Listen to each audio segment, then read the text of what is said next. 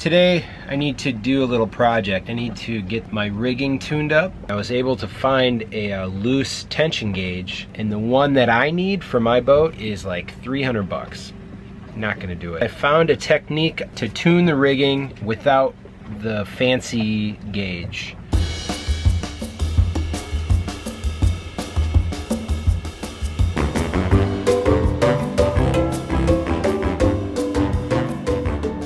Today I need to do a little project. I need to get this my rigging tuned up.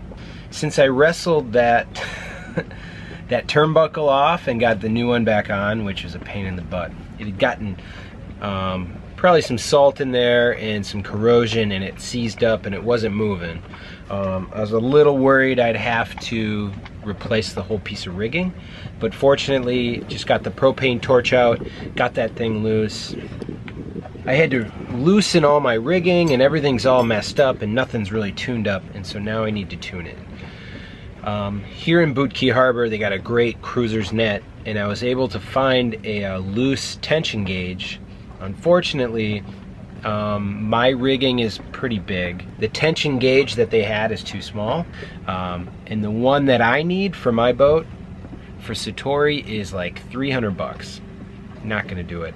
I'm not a racer. I don't need this thing tuned all the time. I just need it, you know, pretty close for cruising sake. So I did a little research and I found a technique to tune the rigging without the fancy loose gauge. I'm gonna take some blue tape and a good tape measure. And the idea is that these cables should be set at a tension that's 15% of their braking strength. For every 5% tension on the cables, they should stretch 1 millimeter every 2 meters. I'm gonna make a mark up and down on a slack cable, 79 inches apart exactly.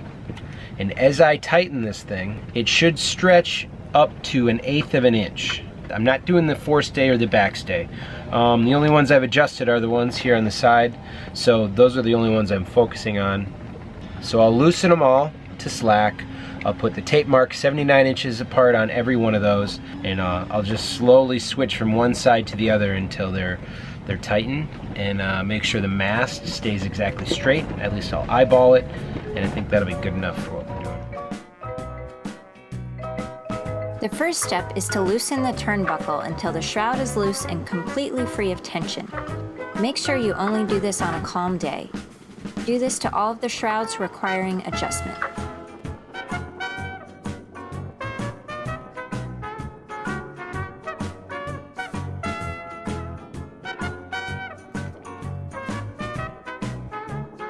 Make a mark about 7 feet above the turnbuckle on each shroud.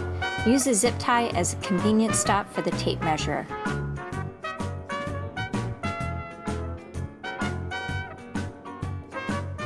Using a tape measurer, place a piece of tape 79 inches below the zip tie, if you can. This is probably a good time to get a friend to help.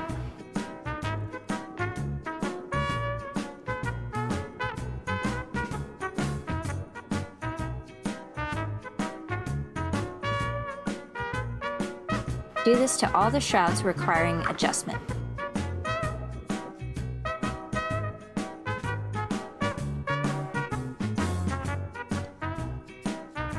Starting with the lower shrouds, slowly tighten the turnbuckle. After a few full turns, check your measurement.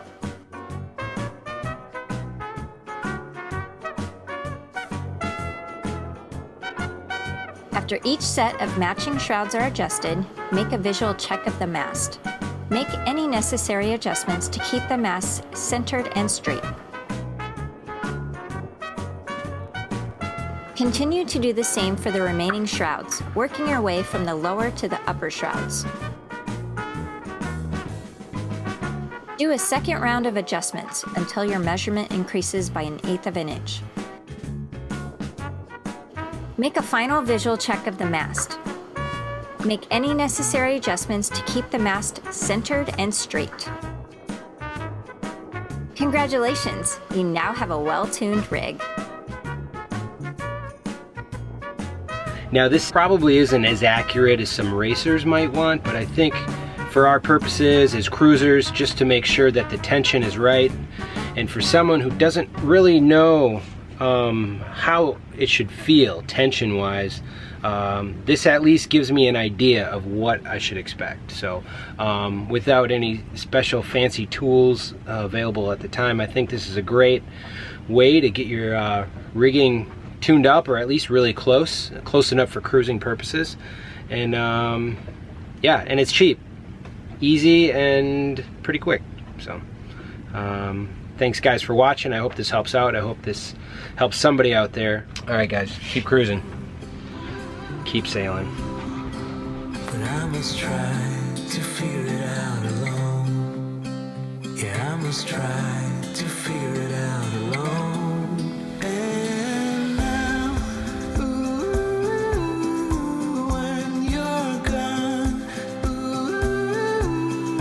ooh, I know things won't be the same no more, I'm sure. It'll take a while 'cause